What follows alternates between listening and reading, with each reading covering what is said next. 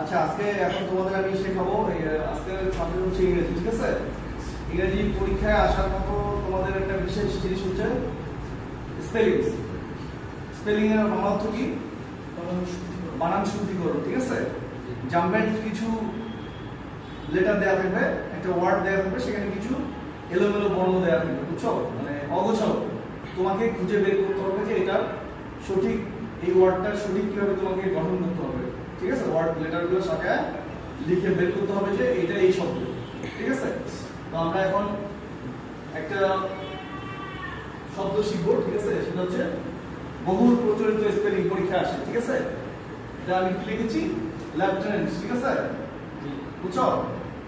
Lieutenant, ঠিক আছে?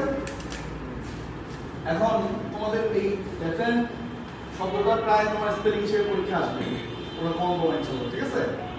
আরো কিছু আবার বলবো পরে, এখন এটা শিখেছি। এটা সহজ মনে রাখার উপায়, এটা জটিল গান, ঠিক আছে? স্পেলিং এখানে লেখা আছে কি এল আই ই, ঠিক আছে? এটাকে আমি খন্ড খন্ড করে তোমাদের মনে রাখার জন্য সহজে তোমাদের বুঝতে পারো।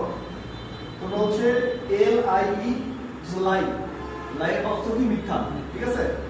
দেন হচ্ছে শুধু ইউ, ঠিক আছে? এটা ইউ, ইউ হচ্ছে তুমি, ঠিক আছে? তারপর টি ই এন, 10 হচ্ছে সংখ্যা 10, ঠিক আছে? 10টি। তারপর হচ্ছে এ এন জি, এন মানে পিপিলিকা বা পিঁপড়া, আমরা যেটাই বলি।